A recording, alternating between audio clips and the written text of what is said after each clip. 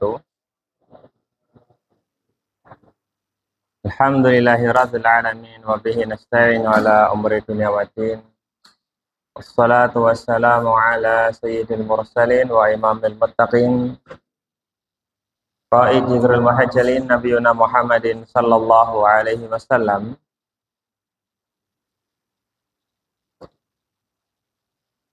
Jami'ut talabah.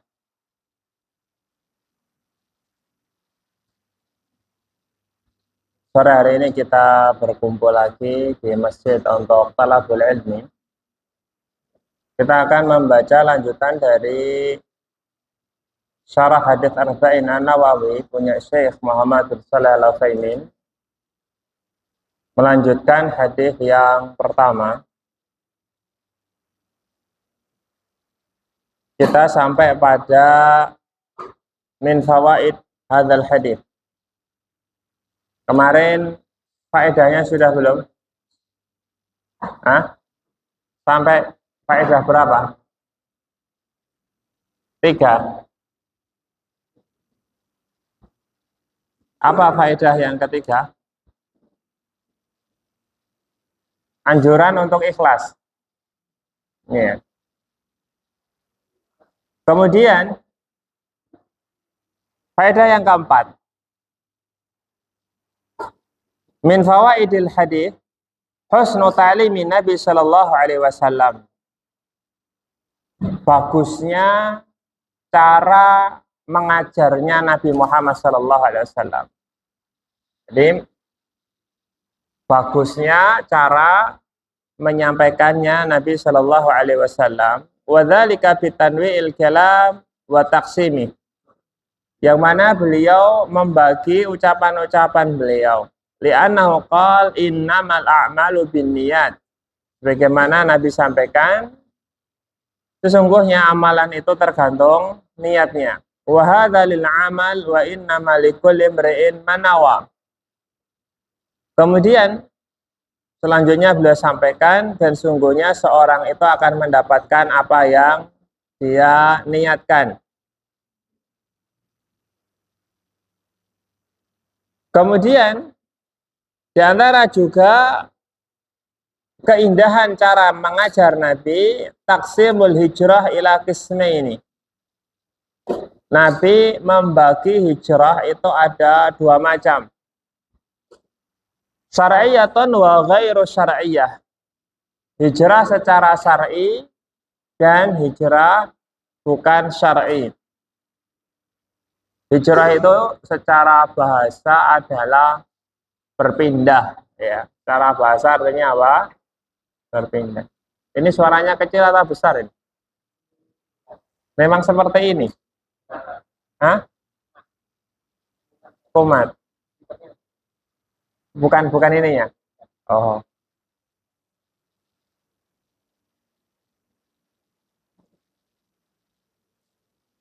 Pembagian hijrah dari 2 macam, jadi 2 macam.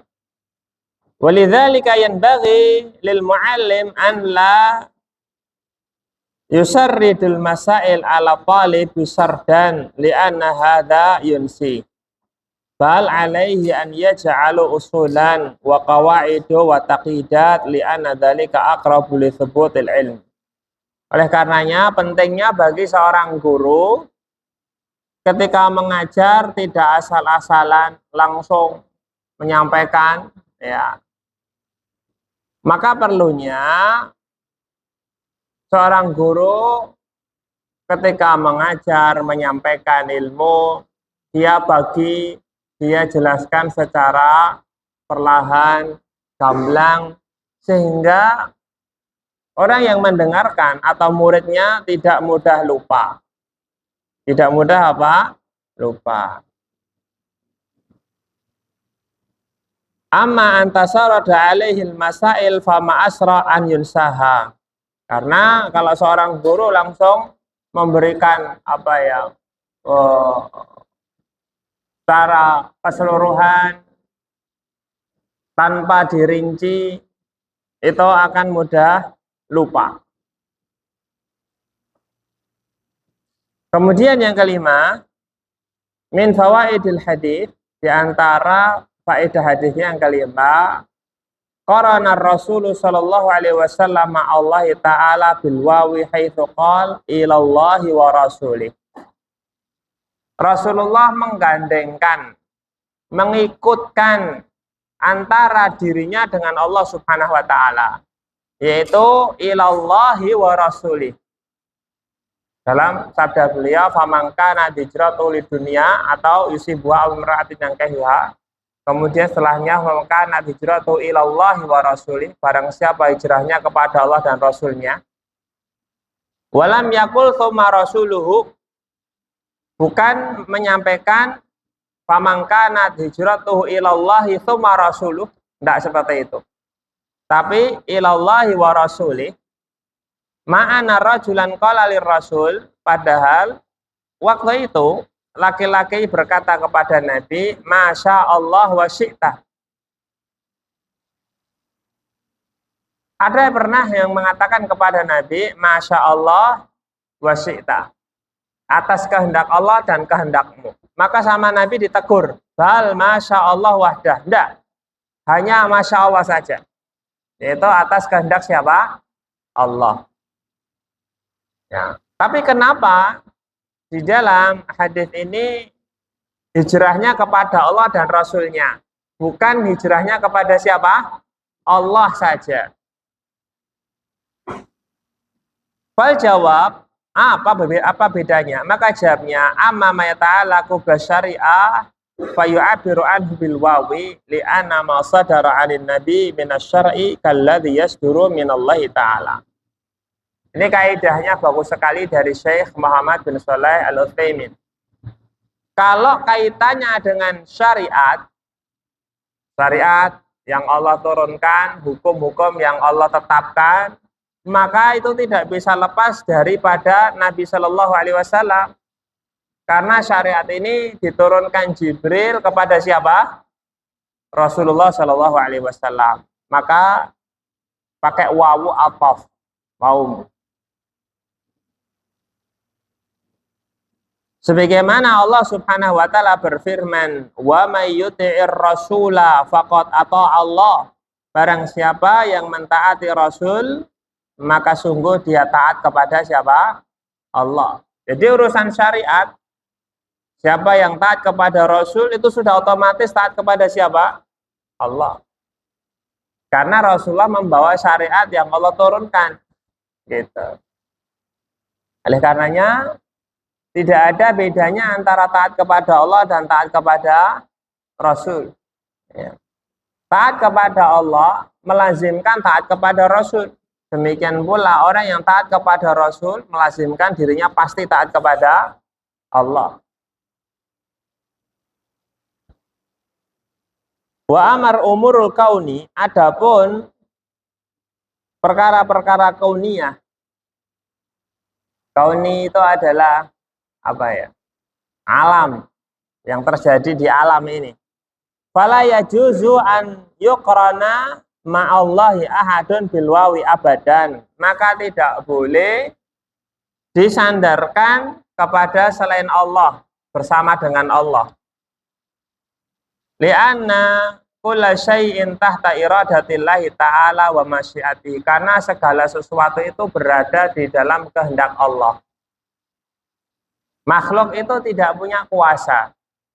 Meskipun para nabi dan rasul sekalipun, meskipun para malaikat enggak memiliki apa? Kuasa. Ya. Ketika Allah Subhanahu wa taala memiliki ilmu, ya, kemudian makanya ada nanti arkanul qadar, rukun-rukun takdir atau maratibul qadar, urutan takdir nanti ya.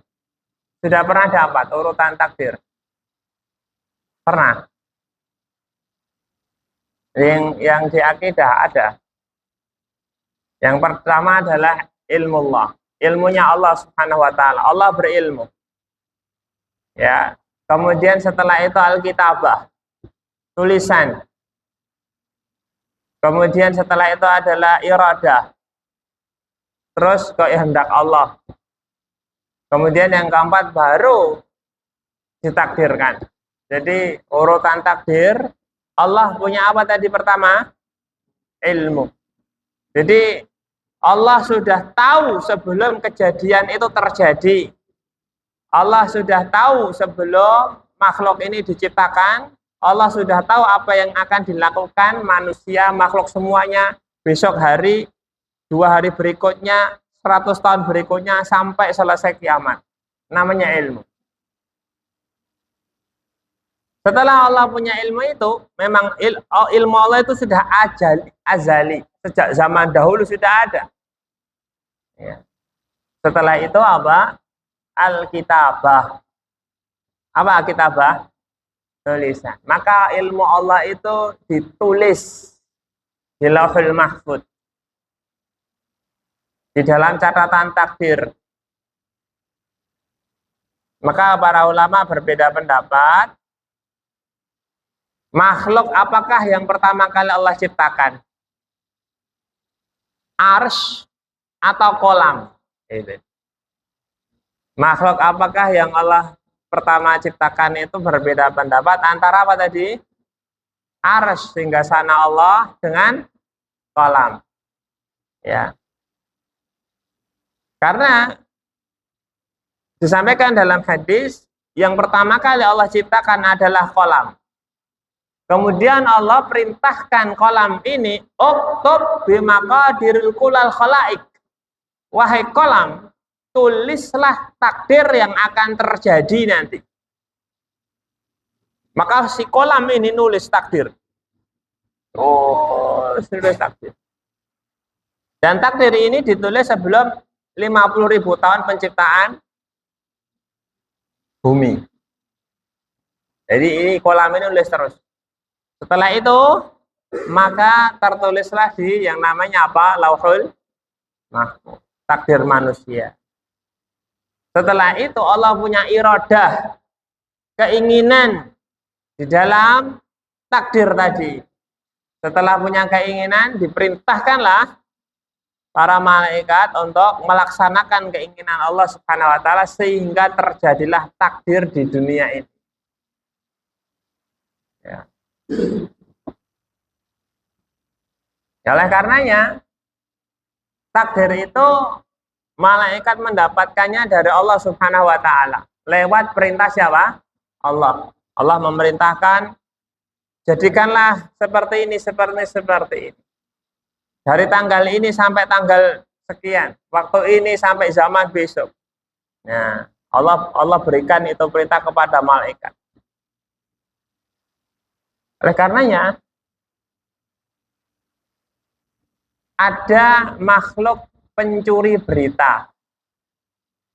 Siapa itu? Jin. Jadi ada jin itu tugasnya, kerjaannya nyolong berita. Yang dicolong apa? Berita. Ya. Kalau orang itu kan ada kerjaannya nyolong motor. Ada lagi nyolong uangnya temennya.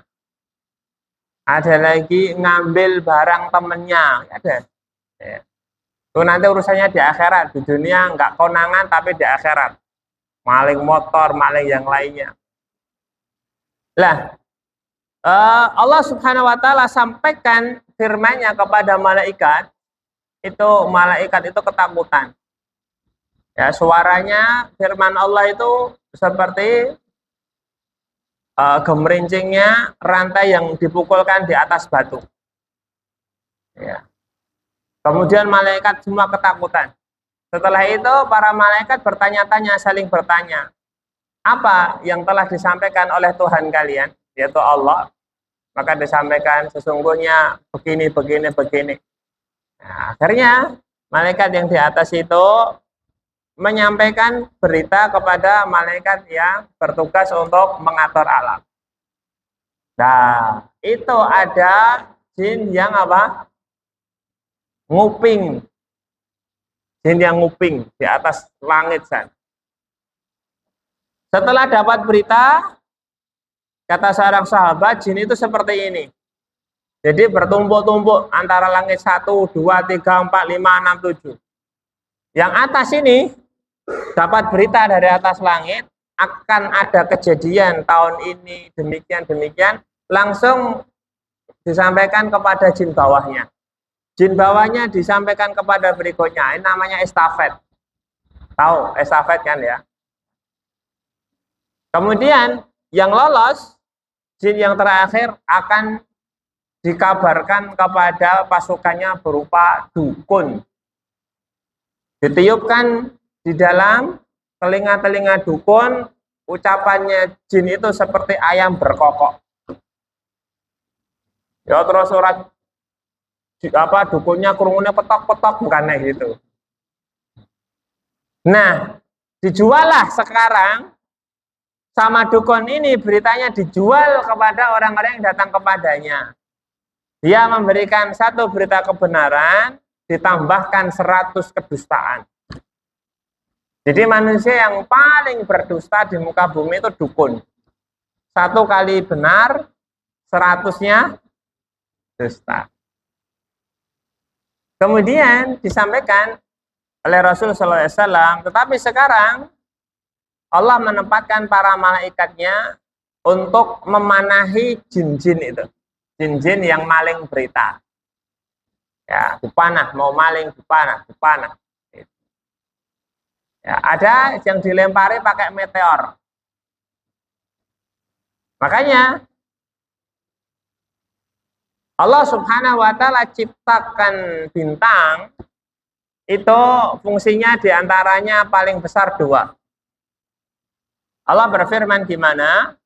Walaqad zayyana as-samaa'a dunya bimasabih. Masabih itu artinya apa? Misbah. Lampu, itu maksudnya bintang. Wa ja'alnaha rujuman lisyayatin. Kami jadikan bintang-bintang itu untuk ngelempari setan. Dilempar. Baru maunya enggak pelem dilempar sing duwe. Wah, kena kepalanya. Itu mending. Lah ini dilempar pakai meteor, dipanah dengan panah api. Maka sebagian besar jin-jin ini tewas dia. Dapat berita estafet mau ngasihkan ke panah. Ada yang lolos hanya sedikit. Nah, jadi ini diantara kenapa sebagian dukun itu bisa meramal dengan benar. Karena hasil membeli berita dari jin. Jin hasil maling berita dari atas. Ini kedar tambahan aja ya. Paham?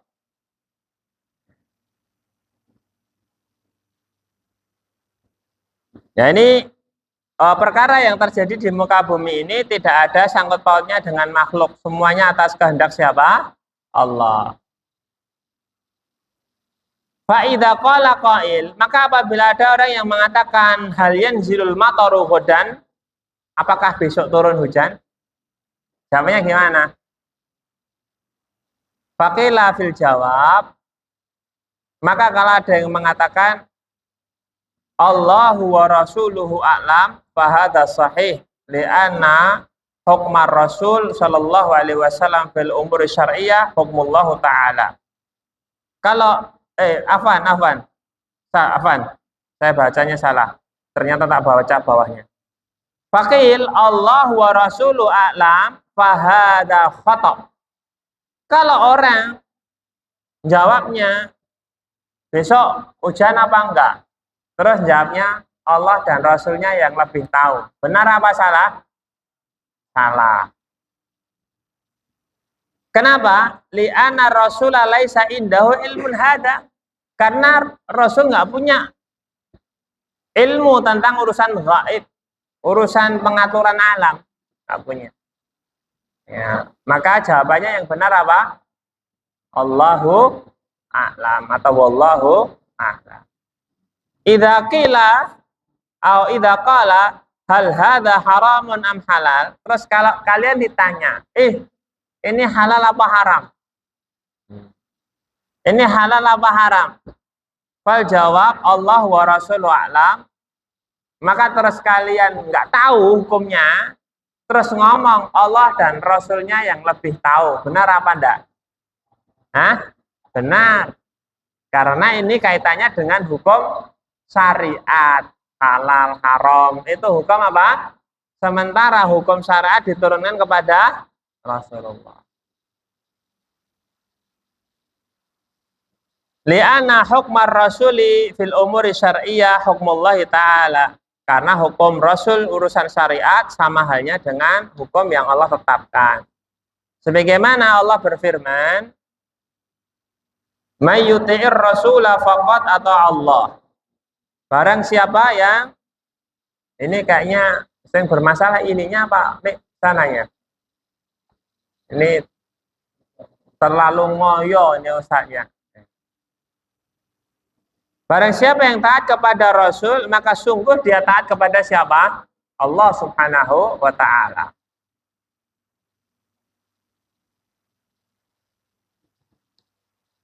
Sekarang ada masalah. Ayyuhumal afdal, al-ilmu amil jihad fi sabilillah. Pertanyaan, mana yang lebih utama antara ilmu dengan jihad? Ya. Berjihad di jalan Allah, mana yang lebih utama? Fal jawab,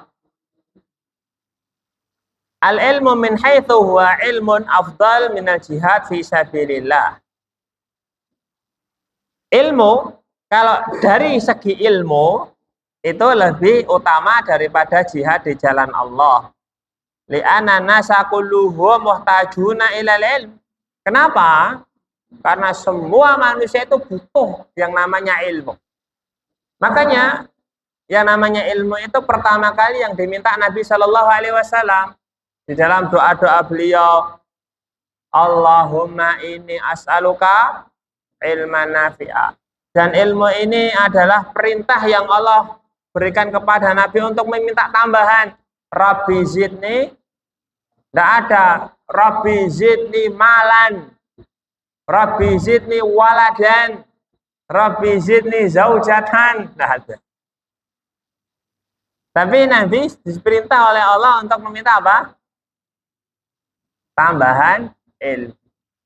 Dan ilmu inilah yang pertama kali Allah turunkan kepada Nabi, keutamaannya melewati surat Al-Alaq. Iqra bismi rabbikal ladzi khalaq.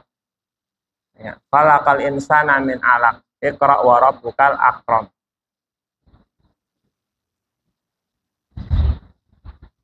Waqad qala al-Imam Ahmad, dan berkata Imam Ahmad, al-ilmu la ya'diluhu syai'. Yang namanya ilmu itu tidak ada yang bisa menandinginya.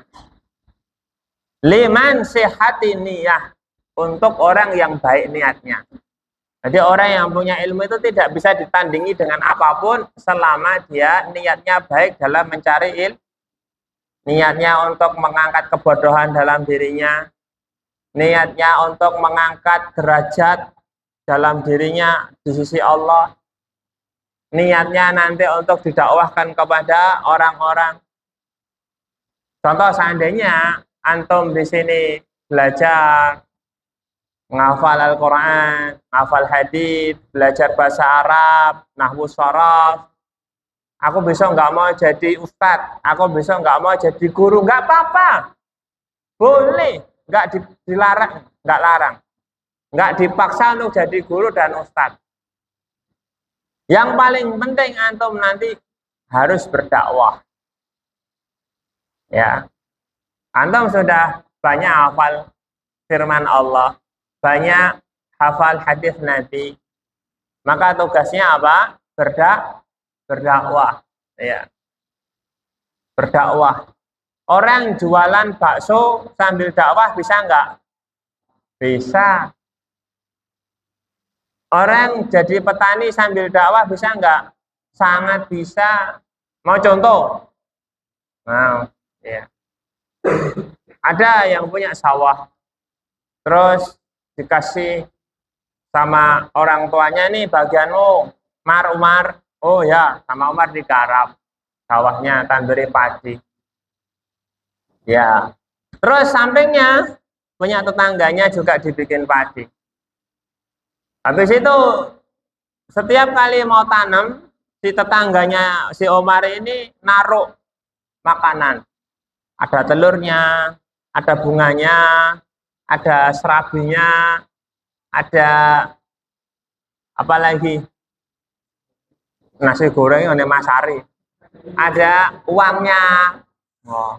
Terus ditanya sama Umar, loh Pak, ini apa ini Pak? Oh, ini adalah sesaji untuk Dewi Sri. Wah, Sri.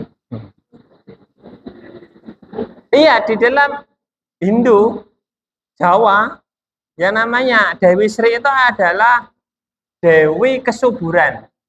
Maka kita harus kasih persembahan dulu biar sawahnya subur. Lah, ini saatnya untuk mendakwai. Meskipun dia seorang petani, Umar dakwai, Pak.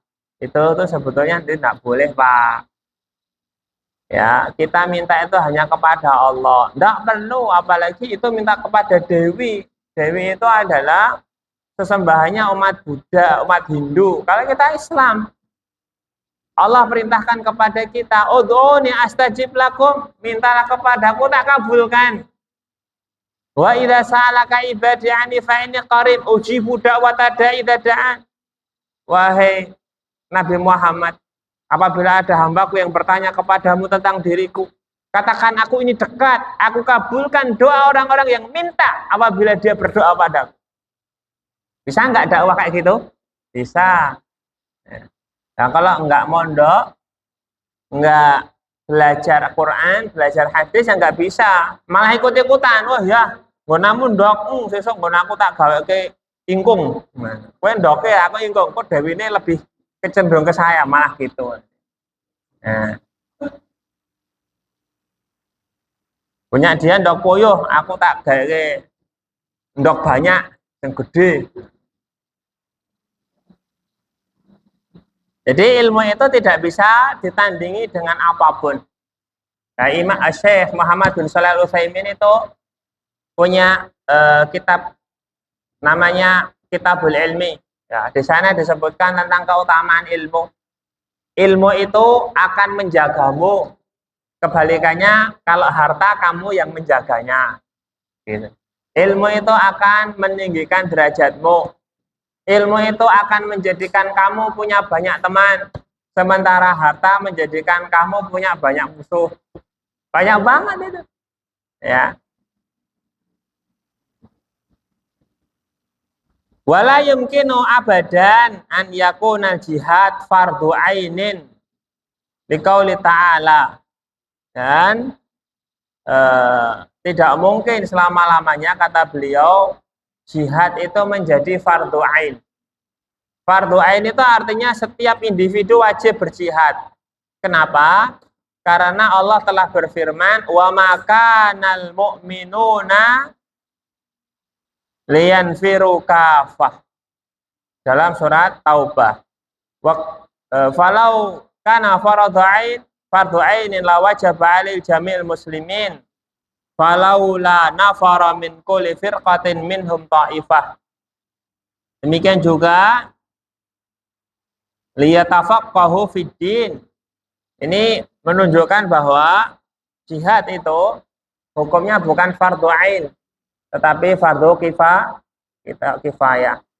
Meskipun sebagian ulama menyebutkan ada hukumnya fardu ain bagi yang mampu ketika posisinya hujumi, posisinya difai.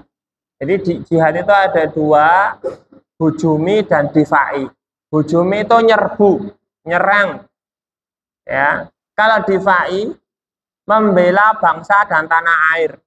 Kalau dia punya persenjataan, seperti contohnya di Palestina, saudara-saudara kita di Gaza, ya, kalau mereka diserang, mereka punya senjata, wajib membela diri, wajib berjihad. Dan kalau mati jelas syahidnya, insya Allah. Adapun untuk menuntut ilmu, itu hukumnya fardu ain, wajib bagi setiap orang. Sebagaimana Allah berfirman, liyatafaqahu fiddin waliyunziru qaumahum idza raja'u ilaihim. Hendaknya mereka memperdalami, menuntut ilmu. Kemudian setelah itu waliyundhiru qaumahum, memberi peringatan, berdakwah kepada kaumnya, idza raja'u ilaihim la'allahum yahdharun, kalau nanti sudah pulang, kalau nanti kalian sudah pulang dari pondok, ya, jadi perintah Allah, ya, wajib.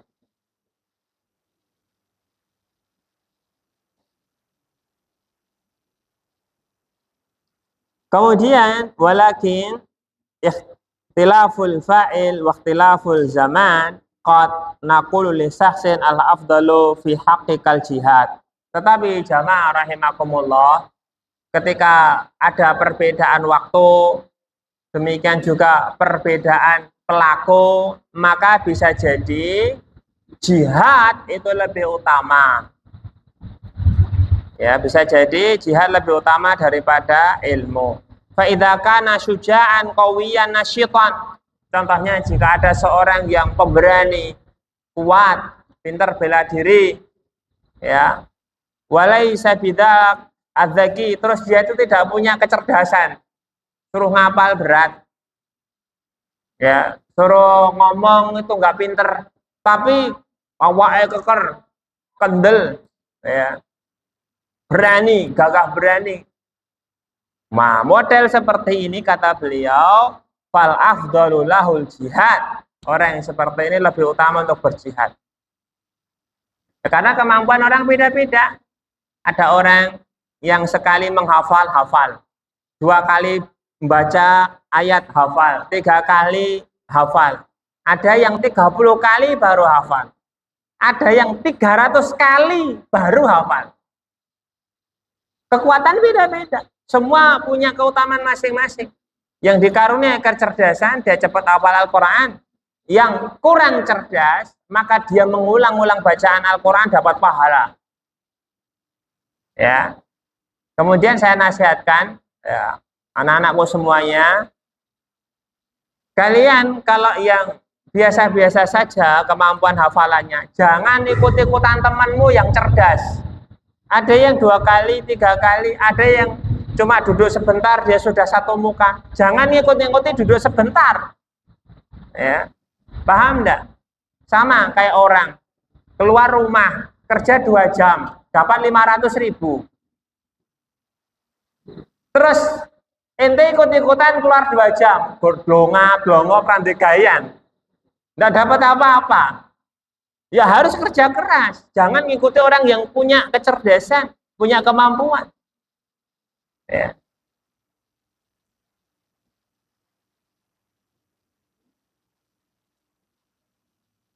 Kemudian sampai mana tadi? Li'annahu al-yaqu bihi wa idza kana dzakiyan hafizan qawiyul hujjah fal afdalu lahul ilm. Kebalikannya, kalau seandainya ada orang yang dia cerdas, kuat hafalannya, ya, qawiyul hujjah, pinter berhujjah, pinter dalil, pinter ceramah, maka orang seperti ini lebih utama untuk menuntut ilmu, mencari ilmu. Wa hadza bi'tibaril fa'il, ini dilihat dari segi pelakunya, ya, orangnya.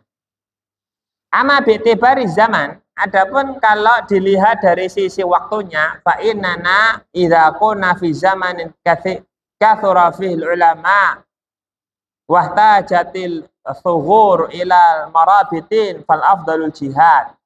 Tapi kalau seseorang itu hidup di sebuah waktu, ya, atau tempat atau waktu yang dimana itu sudah ulama di mana-mana, ulama di mana banyak banget, ya, maka berjihad lebih utama. Fa in kuna fi zamanin tafassa fihil jahal wa bada'atil bid'ah tadharu fihil mujtama'. Tapi kalau kita hidup di sebuah zaman tersebarnya kebodohan, kemudian munculnya bid'ah-bid'ah dalam agama, tadharu fil mujtama', yang muncul di tengah-tengah masyarakat, fatantashiru, dia tersebar, fal ilmu afdal, maka menuntut ilmu lebih utama. Nah, kita sekarang di desa antum banyak orang pinternya atau banyak orang bodohnya dalam masalah agama? Hah? Pinternya? Ayo ikut namu ya, Hamzah ya, tanggapan. Tapi yang lainnya? Hah? Iya, ditanya rukun iman aja nggak tahu. Ditanya rukun iman aja nggak tahu gimana. Rukun Islam nggak tahu. Ditanya anaknya Nabi Muhammad punya anaknya Nabi Muhammad berapa nggak tahu. Pinter nggak itu untuk agama nggak? Ya, maka yang model seperti itu lebih utama untuk nuntut ilmu. Harapannya nanti pulang berdakwah di kampungnya, memberikan cahaya kepada orang-orang yang bodoh itu, nggak tahu.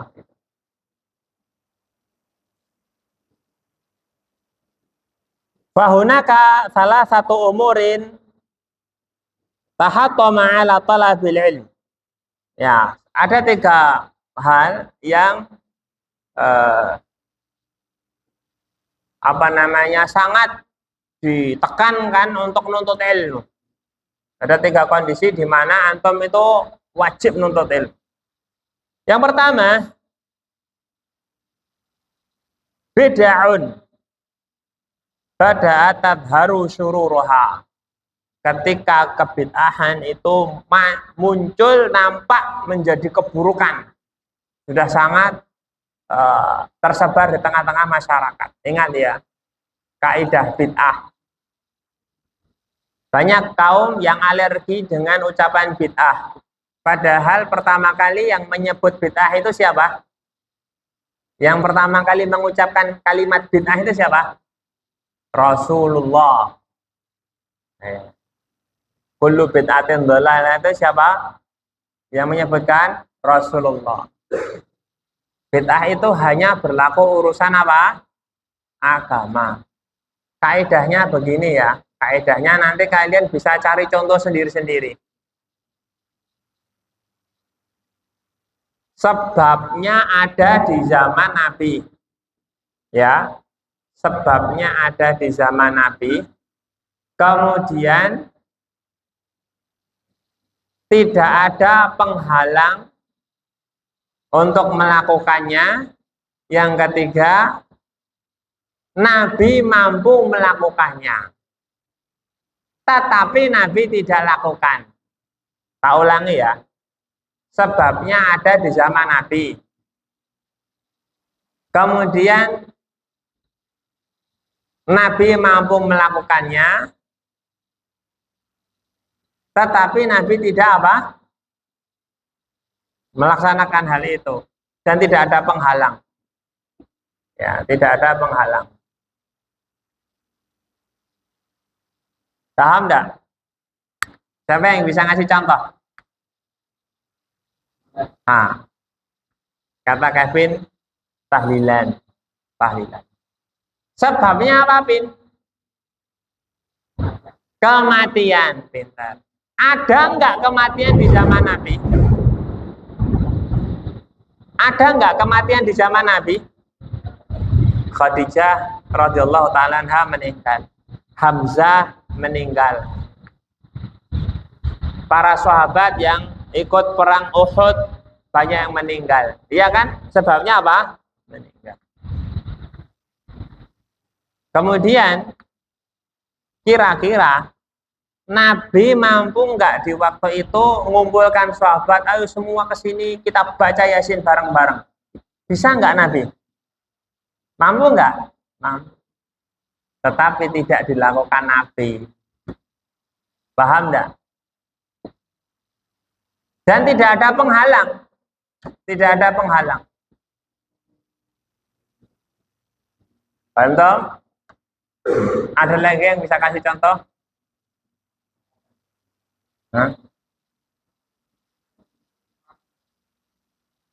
Nah, ya sama tadi.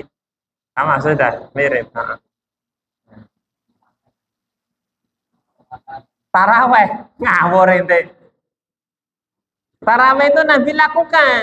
Pertama kali Nabi yang lakukan taraweh itu Rasulullah. Sampai 3 hari berturut-turut itu banyak banget orang. Akhirnya Nabi nggak jadi. Khawatir itu diwajibkan. Ifiki sopo mar. Hah? Enggak. Membangun kuburan. Membangun kuburan sudah bukan bid'ah lagi. Karena itu larangan Nabi itu. Nabi melarang membangun kuburan, menyemet, ngasih nama, menghiasi. Ya. Termasuk Intola al-badaru alaina. Niatnya bagus enggak itu? Bagus. Kalimat-kalimatnya bagus enggak? Bagus. Tapi kaidah kita beribadah itu bukan sesuai hawa nafsu, bukan sesuai bagus menurut kita. Bagus syariat itu tuh cuma timbangannya dua, Al-Quran dan hadis. Makanya kaidah berlaku laukana khairan lasabaquna ilaihi. Jika itu perbuatan baik, pasti sudah didahului oleh para sahabat. Kenapa? Karena tidak ada perbuatan baik sekecil apapun yang ditinggalkan sahabat, nggak ada. Semuanya dilahap habis. Mau apapun itu. Ya. Sampai salah seorang sahabat katakan, jika seandainya kamu bisa sisir rambut sesuai dengan sunnahnya Nabi, maka lakukanlah. Ya. Cara nyisir rambut sesuai sunnah Nabi, lakukanlah. Masalah gue rambut tok iki.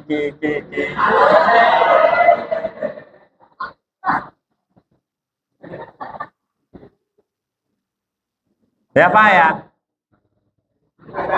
Sob. Mas.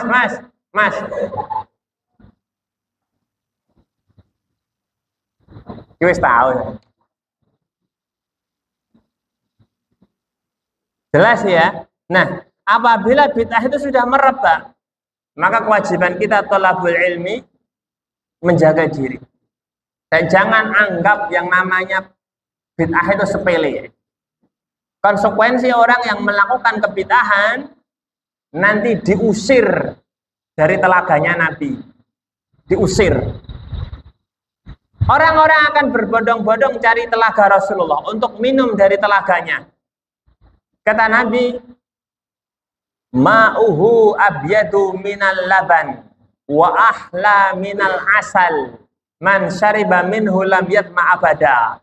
Airnya lebih putih daripada susu, lebih manis daripada madu. Siapa yang minum tidak akan haus selama-lamanya. Ya.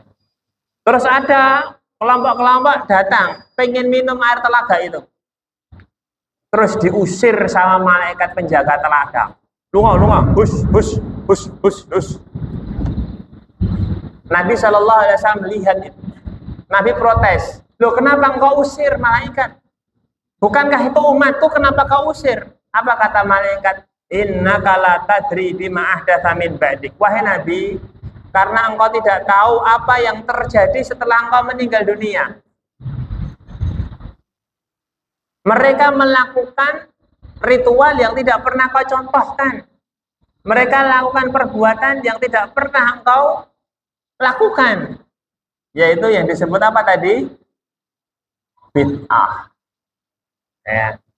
Kata Imam Ibnul Qayyim rahimahullahu ta'ala, pelaku bid'ah itu ibarat seorang musafir yang memenuhi tasnya dengan pasir. Ibarat apa? Musafir yang memenuhi tasnya dengan, musafir itu harusnya tasnya penuh dengan apa? Bekal, makanan, minuman, pakaian, uang. Ini malah dikai pasir. Enggak bermanfaat, dia kelelahan, kecapean, bisa mati karena kabotan. Sama. Orang yang mengamalkan ibadah-ibadah yang tidak ada contohnya, dia buang uang, capek tenaganya, enggak diterima oleh Allah, enggak bermanfaat di akhirat. Bayangkan. Itu bahayanya bid'ah. Makanya cukup kita beribadah sesuai tuntunan. Wa ma atakumur rasulu fakhudhu, apa yang datang dibawa oleh Rasul kalian, ambil. Wa manahakum an fantahu. Apa yang dilarang tinggalkan. Sudah. Agama ini gampang, kata Nabi, inna hadza dina yusrun. Sesungguhnya agama ini mudah. Saya pernah baca Quran. Kalau nggak salah Quran apa? Seorang pemuda nekat nyuri kabel listrik untuk biaya selamatan ibunya yang meninggal. Ayo, maling kabel listrik, untung rame lu mati sisan. Iya, begitu. Saya pada sudah jamnya ya, cepat banget. Ada pertanyaan? Wadah.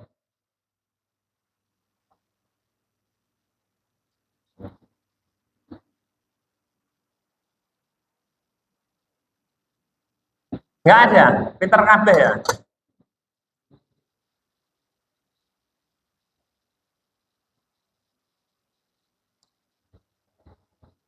Apa? Siapa namamu? Hah? Dilan. Apa? Iya. Saya tanya, itu sebabnya apa tadi? Hal itu sebabnya apa? Sebabnya apa? Sebabnya. Adanya perbuatan itu karena apa? Sebabnya apa? Apa? Kematian. Paham ya? Haul itu dari haul. Haul itu artinya 1 tahun. Jadi setiap tahun diperingati. Pertama 7 hari, 40 hari, 100 hari, 1000 hari. Bukan, pendak pisan dulu. Kalau di Jawa ya. Pendak pisan, pendak pindo, terus nyewu. Setelah nyewu, haul terus. Jadi haul itu apa?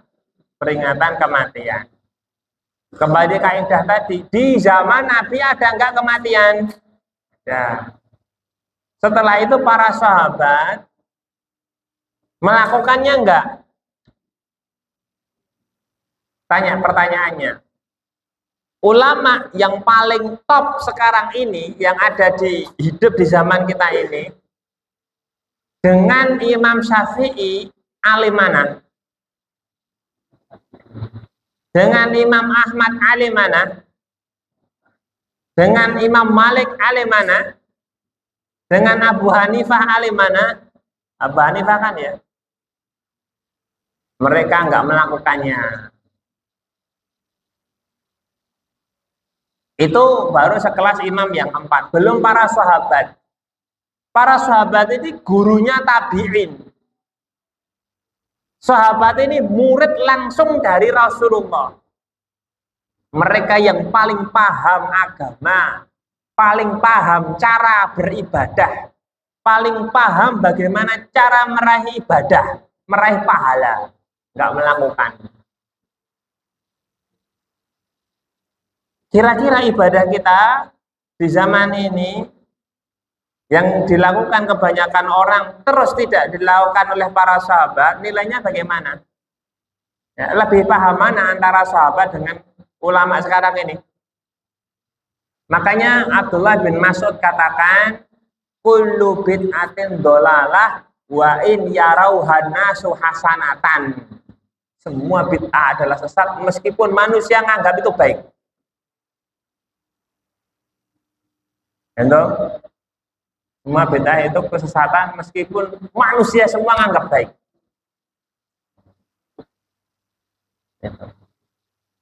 Hasilnya kok nek digrutuk pondok iki. Les iki.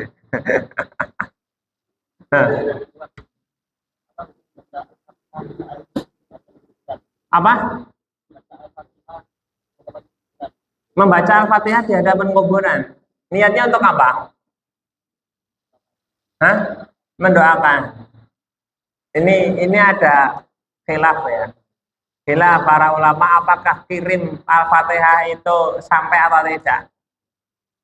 Ya, ada seperti Ibnu Taimiyah menganggap boleh ngirim doa. Tapi kita ini orang yang dari awal dididik untuk tidak taklid kepada siapapun kecuali taklid kepada Al-Quran dan Sunnah. Kalau saya sendiri menganggap tidak, ya, mengirim itu tidak. Ya. Kalau mendoakan iya, kalau mengirim tidak. Makanya kalau model kiriman itu sampai, ya enak orang-orang kaya. Orang-orang kaya setiap malam Jumat ngundang tetangganya semua maca Al-Fatihah ping 1000. Engko dienggo ibuku ya. Satu orang 1000. 10 orang 10.000 pahala, 10.000 kiriman. Enak enggak kuwi?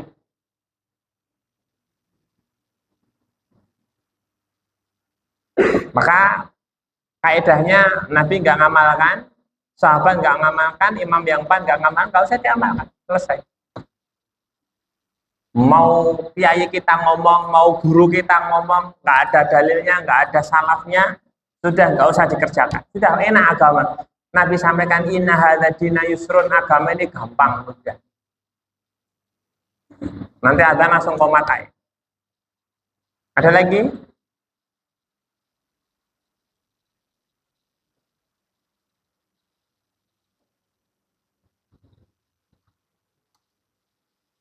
Apa Rul? Enggak. Sahrul. Soal ganteng kamu Rul. Mantap. Ya, tunggu Mahat ya Rul ya.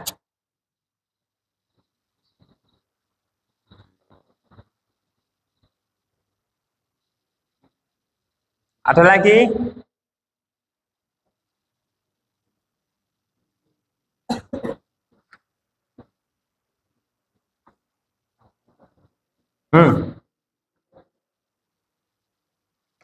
Apa Madrid?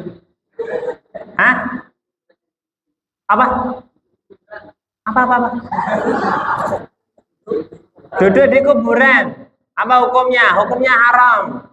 Nabi Shallallahu Alaihi Wasallam bersabda yang artinya, sesungguhnya lebih baik kalian menduduki bara api daripada menduduki kuburan.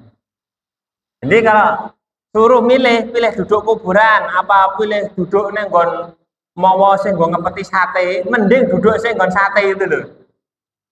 Bara apinya. Itu menunjukkan keharaman. Jadi kuburan itu dimuliakan. Nggak boleh diduduki, nggak boleh dijak-injak. Misal, kalian punya kerabat yang sudah meninggal, atau nenek atau kakek. Terus kuburannya kakekmu atau nenekmu diduduki orang, rela nggak? Hah? Rela nggak? Enggak. Makanya kita jangan duduk juga. Kalau kita nggak rela, jangan. Ya. Dan Nabi melarang itu. Duduk di atas kuburan. Jelas, Rit? Ya. Loh, orang-orang itu biarin orang-orang. Kita jangan nginjak. Jangan duduk. Untung apa Mar? Apa enggak? Apa? Cara penanda kuburan itu boleh dikasih batu ujungnya, kemudian digundukkan tanahnya paling enggak 1 jengkal gini maksimal. Sebagai penanda itu adalah kuburan. Makanya di kuburan-kuburan Muslim itu ada dikasih pasak, ya, 1 jengkalan lah gini.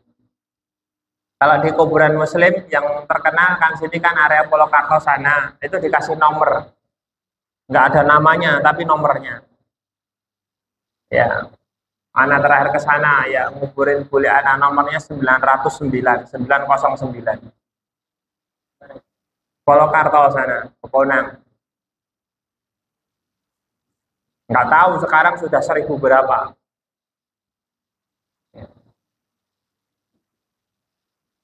Entah?